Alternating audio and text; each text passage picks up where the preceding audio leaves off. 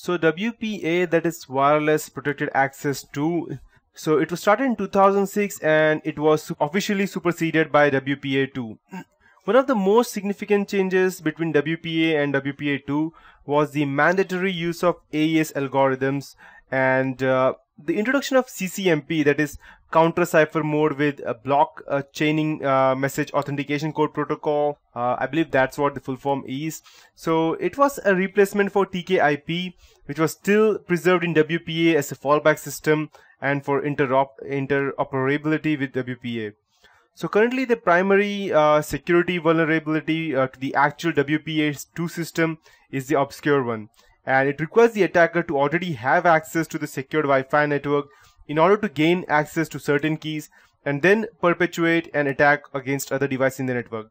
So as such, security implementations on the known WPA vulnerabilities are limited almost entirely to enterprise level networks and deserve like no practical consideration regard to home network security.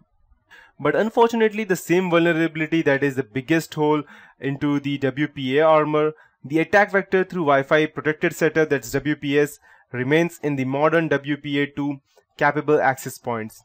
Although breaking into the WPA or WPA2 secured network using this vulnerability requires like a total of 2 to 14 hours of sustained effort with a modern computer, it is still a legitimate security concern and WPS should be disabled. And if possible, the firmware of the access point should be flashed to a distribution that doesn't even support WPS, or so the attack vector is entirely removed. So Wi-Fi security history, now you know what it's like. So now what? At this point, you will be either feeling a little smug because you're confidently using the best encryption scheme available for your Wi-Fi access point, or you're a little nervous because you packed in the WEP since it was at the top of your list. If you're in the later, you don't have to worry, but if you have used WEP, you never know, someone might already have gained your access. So before I hit you with a further reading of our top list of Wi-Fi security tutorial, this is a basic list ranking with current Wi-Fi security. The first one and the best one would to go ahead and keep your network secure would be to use WPA2 plus AES encryption. After that, WPA plus AES. After that, WPA plus TKIP or AES again, because TKIP will be the fallback method, or WEP or no network security at all, which I think would be the worst. So ideally, you can go ahead and disable Wi-Fi protected access, Wi-Fi protected setup, that's WPS, and set your router to WPA2 plus AES. So everything on that list is a less than ideal step down from that. Once you get to WEP, your security level is so low, it's about as effective as a chain link fence. The fence exists simply to say, hey, this is my property and no one should enter. But anyone who actually wanted in would just climb right over it. And finally, I will have to teach you about the 802.1x. But before I proceed with that, let me explain you something about the WPA2. There are two forms of WPA. One is WPA PSK and WPA2 PSK. So the Wi-Fi protected access, that's WPA, and the new WPA2. PSK can either be used for both of the encryption method. WPA or WPA2 Enterprise provides coverage for large entities, but it requires a radius server.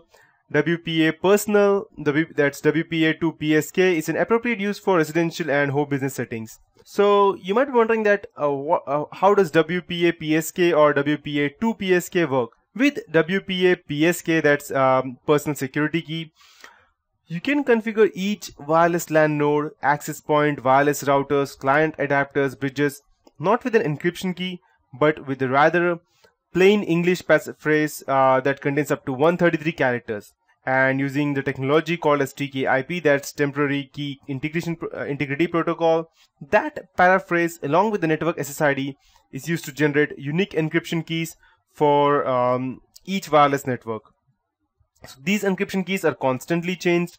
When clients connect, the WPA PSK authentication users provide the password to the verify whether to allow them access to the network or not. And as long as the passwords match, a client is granted access to the wireless LAN. So you might be wondering that when should I go ahead and use the PSK authentication?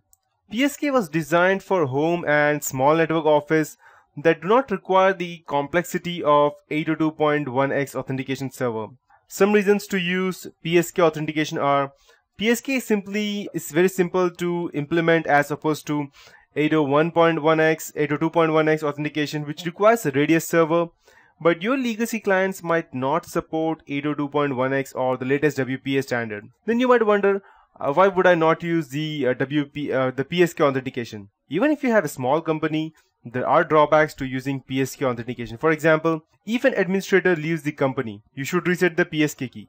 This can become quite tiresome and it will be skipped, obviously, because you will not go ahead and actually go ahead and change the keys every day, because you will actually get fed up one or the later point of time, and because you need to go ahead and reconfigure. Let me give an example. You are here to go ahead and learn this tutorial today about wireless hacking. But you might be wondering that, okay, this is just, you can say, as PowerPoint presentation that I'm teaching you right now, and you don't actually have anything to learn like actual hacking. But the thing is, in order for you to know how exactly wireless hacking works, you need to know what are the encryption and decryption protocols are and how exactly they work. Else, you will be similar to the administrator who just goes ahead and keeps his password as abcd@123, thinking that he has a total of 8 characters which are different, and he may probably keep A as capital and D as capital, and he will think that he has a good security because he has capital letters, small case lowercase letters, and different characters and numerics as well. But no, that is one of the most easiest to crack.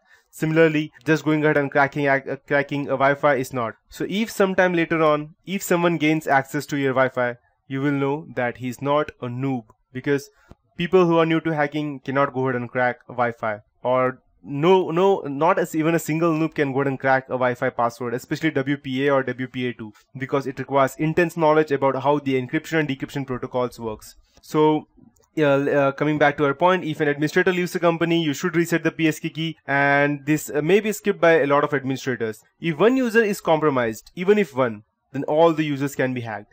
PSK cannot perform machine authentication the way that IEEE 802.1x authentication them. Keys tend to become old because they are not dynamically created for users upon login, nor are the keys rotated frequently. You must remember to change the keys and create keys long enough to be a challenge to hackers, or to be much irritable for people to go ahead and change them every now and then. So if you want me to be more precise, a proper way of creating a key is something like would be typing A8GHIP0. No, not this won't suffice.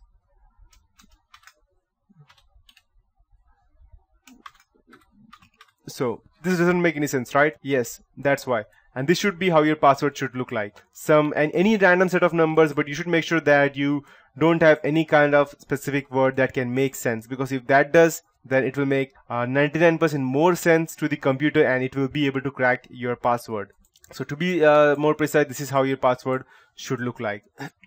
And this I don't think that these people can go ahead and crack these kinds of password, but still there's another way that is called social engineering, which you already know. And PSK is subject to brute force key space search attacks and dictionary attacks.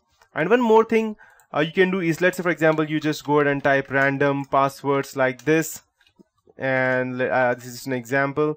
And one more thing, instead of just keeping these, you can also go ahead and type a space. Yes, space also tends to be a password. And normally people go ahead and keep the space at the start or at the in between, but no one actually goes ahead and thinks of space in the end. You can have multiple spaces in the end, and you can type something like, not ASD because it's quite easy to understand, so this. And if you have this password in WPA2, I can guarantee you with anything that no one will be able to crack, except until it is social engineering. Even I think you won't be able to remember this password yourself, no matter how much times you go and actually try to remember them. Just a quote.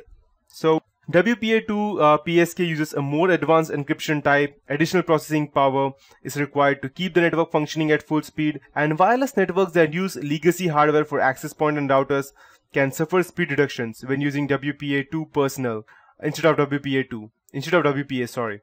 And especially when several users are connected or large amount of data is moving through the network. Because WPA2 personal or PSK is a new standard, firmware upgrades can also be required for some hardware. Normally you won't be requiring that, but still it is much better than WPA exclusively.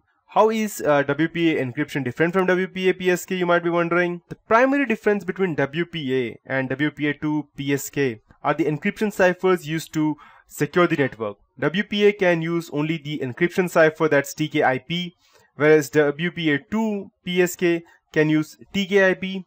But because TKIP security keys are less secure, WPA2 protocol usually uses the AES encryption method. And AES uses a much more advanced encryption algorithm that cannot be defeated by tools that overcome the TKIP security, and making it a much more secure encryption method.